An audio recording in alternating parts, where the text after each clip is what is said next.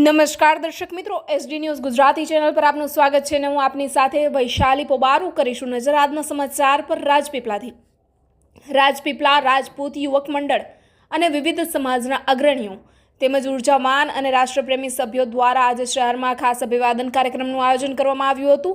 કાર્યક્રમમાં 12 જેટલા ક્ષત્રિય સમાજના ગામના આગેવાનો દ્વારા અને 18 જેટલા અન્ય સમાજના આગેવાનો દ્વારા મારું સન્માન કરવામાં આવ્યું તે બદલ હૃદયપૂર્વક સૌનો હું આભાર વ્યક્ત કરું છું। કાર્યક્રમમાં યુવાનોને ઉચ્ચ શિક્ષણ અને વ્યાવસાયિક શિક્ષણ અંગે માર્ગદર્શન પણ આપવામાં આવ્યું। ખોટા માણસોને આપણે મોટા બનાવી દઈએ તો ક્યાંક ને ક્યાંક સમાજ માટે હાનિકારક બની જતા હોઈએ છીએ। ચૈતર વસાવા દ્વારા અલગ બિલિસ્તાનની માંગ કરવામાં આવી રહી છે તે ખરેખર તો રાજકીય લાભ ખાટવા માટેની એક ચાલ છે। દેશની અખંડિતતા અને સાર્વભૌમત્વ એ આ પ્રકારના અંગત લાભોથી ઉપર હોવું જોઈએ।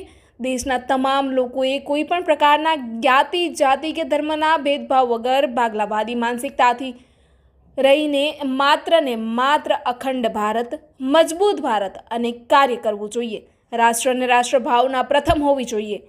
કાર્યક્રમમાં નર્મદા જિલ્લા ભાજપ પ્રમુખ શ્રી ઘનશ્યામ પટેલજી, નર્મદા જિલ્લા ભાજપ મહામંત્રી શ્રી નીલ રાવજી, નાંદોદ વિધાનસભા ધારાસભ્ય ડૉક્ટર દર્શનાબેન દેશમુખજી, ભરૂચ જિલ્લા પંચાયત પ્રમુખ શ્રી મહેન્દ્રસિંહ વાસદિયા, રાજપીપળાના મહારાજા શ્રી રઘુવીરસિંહજી, મહારાણી શ્રી રૂક્ષ્મણી દેવીજી, પરમ પૂજ્ય સિદ્ધેશ્વર સ્વામીજી, તિલકવાડાના કથાકાર શ્રી જયદેવ પ્રસાદ શાસ્ત્રીજી, જિલ્લા ભાજપ ઉપપ્રમુખ શ્રી, મહામંત્રી શ્રી, રાજપીપળા નગર સેવા સદનના પ્રમુખ શ્રી ધર્મેશાબેન પટેલજી, રાજપીપળા નગર સેવા સદન ઉપપ્રમુખ શ્રી ગિરિરાજસિંહ ખેરજી, રાજપીપળા નગર સેવા સદન કારોબારી ચેરમેન શ્રી કુલદીપસિંહ ગોહિલજી, નાંદોદ તાલુકા પંચાયત પ્રમુખ શ્રી વનિતાબેન વસાવાજી તેમજ જિલ્લાના હોદ્દેદારો, આગેવાનો અને રાજપૂત સમાજના અગ્રણી વિવિધ સમાજના અગ્રણીઓ પણ ઉપસ્થિત રહ્યા હતા। કાર્યક્રમમાં વૃક્ષારોપણનો અવસર મળતા રુદ્રાક્ષના વૃક્ષનું રોપણ કરવામાં આવ્યું હતું। Reporter Jayesh Prajapati, SD news Gujarati, Rajpipla.